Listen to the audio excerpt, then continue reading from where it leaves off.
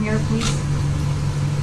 Well, we spoke last night about Kashmir, and the Prime Minister really feels he has it under control. I know they speak with Pakistan, and I'm sure that they will be able to do something that will be very good. You want to We add spoke something? about it last night at Gurgaon. Mr. Modi, do you want to add?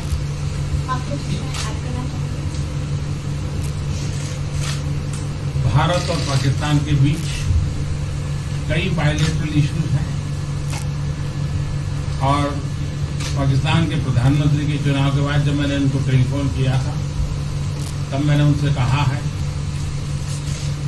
कि पाकिस्तान को भी गरीबी के खिलाफ लड़ना है, भारत को भी गरीबी के खिलाफ लड़ना है, पाकिस्तान को भी अशिक्षा के खिलाफ लड़ना है, भारत को भी अशिक्षा के खिलाफ लड़ना है, पाकिस्तान को भी बीमारी के खिलाफ लड़ना है, भारत को भी बीमारी के खिलाफ लड़ना है। हम दोनों देश मिलकर के गरीबी के खिलाफ लड़ें, हमारी असुविधाओं के खिलाफ लड़ें और हम मिलकर के दोनों देश की आवाम की भलाई के लिए काम करें। ये संदेश मैंने पाकिस्तान के प्रधानमंत्री जी को भी दिया है और राष्ट्रपति ट्रंप से भी हमेशा हमारे इस बायलैटरल संबंधों के संबंध में बात होती रहती है। Between India and Pakistan, there are many bilateral issues. And after Mr. Imran Khan became the Prime Minister of Pakistan, I called him up to congratulate him, and I told him that Pakistan needs to fight poverty, India too. Pakistan needs to fight illiteracy, India too. Pakistan needs to fight disease, India too. And so together, let us join our forces to fight poverty and all the ills that are facing our two countries. Let us work together for the welfare of the people of our two countries. And this is the message that I keep giving my counterpart in Pakistan. Along with President Trump, we also keep talking about the different bilateral issues between us. Mr. Modi, would you like to have President Trump be involved in negotiating between Pakistan and India? Bharat और पाकिस्तान के सारे issues bilateral हैं और इसलिए हम दुनिया के किसी भी देश को इनके लिए कष्ट नहीं देते हैं और मुझे विश्वास है कि भारत और पाकिस्तान जो 1947 के पहले एक ही थे, हम मिलजुल करके हमारी समस्याओं पर चर्चा भी कर सकते हैं और समाधान भी कर सकते हैं। India and Pakistan have all the issues are of bilateral nature, and we do not want to give pains to any country in the world to in fact try to do anything in this, because these issues are bilateral. And I trust that before 1947, when we were one country, then even afterwards we can find solutions through discussions. Mr. President, is that offer still on the table? I'm here. I have a very good relationship with both gentlemen, and I'm here if for any reason, but I think they can do it themselves. They've been doing it for a long time. President, the Chinese have said today publicly that it's more low-level calls that have happened, and they're downplaying the significance of the calls to the U.S. administration. I don't know what you mean by that. Low level? The vice premier is low level? I don't think so. What's in your mind, they're low level? What is the position of the gentleman that was quoted in the newspaper today? Well, the Vice Premier Leo came out with very significant statements, and we've been communicating through intermediaries back and forth with him. That's the vice premier of China. Yes, sir, I understand. That's not low level. I understand, I agree. I was just, there was a statement that the spokesman for the Foreign Ministry, for instance, I said don't they know weren't about aware his of the calls happening. I don't know about his There's been communication about that. at the highest level. Thank you, Mr. At the President. highest level. Can you clarify the calls? No, I don't want to. We don't want to go into. We don't want to go into. Hey, look, in the meantime, our country is doing great. We're doing great. The Prime Minister just congratulated me. Everybody that's met has congratulated us on the job we're doing in the United States with our economy. Our economy is phenomenal, best it's ever been. And that's despite the trade deals. And when the trade deals get done, like we did with Japan yesterday, we did a really big, tremendous trade deal with Japan. And we have others coming. We're negotiating now in earnest with the European Union because they want to do that. They want to do that, and I do too. So we have. When we get these deals done, our country will be transformed. I mean, it'll be monetarily transformed. It's such a difference between the horrible, horrible one-sided deals that we had in the past. And frankly, past administrations should be ashamed of themselves for allowing that.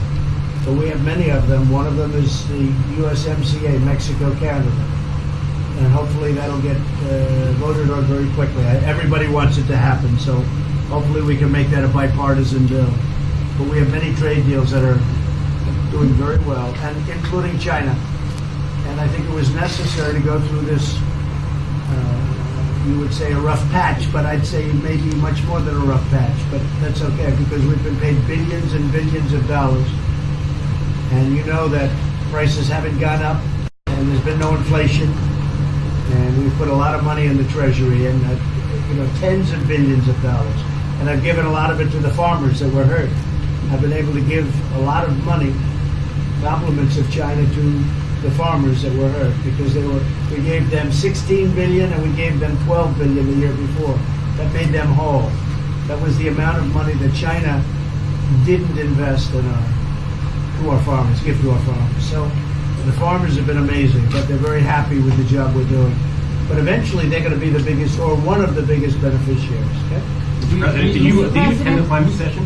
Say it? Did you make it to the climate session? Were there any conclusions that you should I'm going to. In fact, it's going to be our next session. So we haven't had it. Do you have a message that you would like to deliver to? No, I want clean air and clean water. And we're right now having the cleanest air and cleanest water on the planet. But that's what I want. I want absolutely clean air and clean water. Mr. President, just briefly back on China. We saw the comments from you about wanting calm. Calm. Calm, exactly. Just wondering if you could clarify what you meant about the call. Was that with light hydrogen? I don't want to talk about calls. We've had calls. We've had calls at the highest levels. But I don't want to talk about that. But the vice chairman put out a statement last night that was a statement and saying that he wants to make a deal and he wants calm. And I think it's a very good word to use. Calm. Not a word that I use that often, but it's a good word to use. And I think it's one of the reasons that's a great country. I mean, they understand. I think that message also helps with respect to Hong Kong. I really do. I think it makes it easier for Hong Kong to do something. And I think that President Xi will do something with Hong Kong. I really think that message is a good message with respect to what the ultimate outcome is in Hong Kong. Very, very positive message. And we appreciated it. We appreciated it. What else? Anything else? Mr. President, what are your latest thoughts on your threat on pulling out of the WTO? And if you do, can I also ask Mr. President Modi what your response to that in terms of how it will affect India's trade strategy? Well, we haven't been happy with the WTO, but now we're winning cases. We won the big Airbus cases, you know. It's a tremendous case. I mean, it's billions of dollars. That was a very recent victory, and we're winning cases now. And we're being treated more fairly now in the WTO, which we appreciate. मुझे लगता है कि हम दोनों को बात कीजिए, हम दोनों बात करते रहेंगे. जब जरूरत पड़ेगी आप लोगों को जरूर जानकारी पहुंचाएंगे. He actually speaks very good English. We just don't want to talk about it. I feel that you should let us discuss these things, and when we feel the need, we will communicate to you. Mr. President, Russia has just recently said they have no intention of asking to be readmitted to the G7. However, No, I wouldn't expect they'd ask, because why would he's a proud man. He's done a real job, and why would he ask? No, it's something we discussed, and it's under discussion now. No votes or anything, but I would be inclined to say yes, and so would others, and some probably wouldn't be, but it's just a discussion. No, I would think that he wouldn't do that because he's a proud man. He wouldn't ask, but if something would happen, he would be asked, and I'm sure he would say yes to that. do you have any indication from them that they would accept? No, I think it was a very good discussion. It was the initial discussion, but it was a very good discussion. But I think it would be appropriate. I think it would be good for Russia. I think it would be good for everybody. I think it would be a positive. But it's just a discussion that we had. It was a very interesting discussion and pretty even. I think ultimately people like the idea. Mr. President, what would be your message to the American people in terms of what is your biggest achievement at this G7? Well, we've had a lot of achievements. We have an achievement with Prime Minister Modi because we're doing great trade. We're doing a lot of trade with India.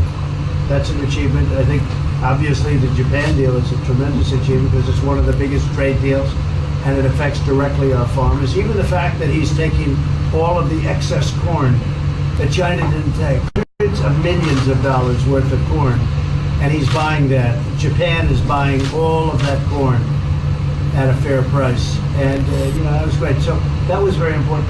I also think that unity is very important. We had a very good, despite you read the newspaper stories, the stories bear no resemblance to what's taking place.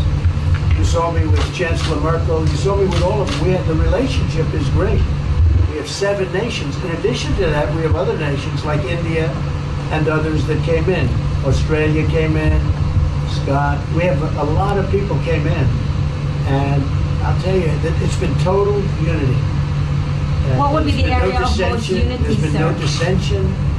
There's been no fights or arguments. There's been no anything. I mean, there's been great unity here. And honestly, the papers haven't reported how good it's been.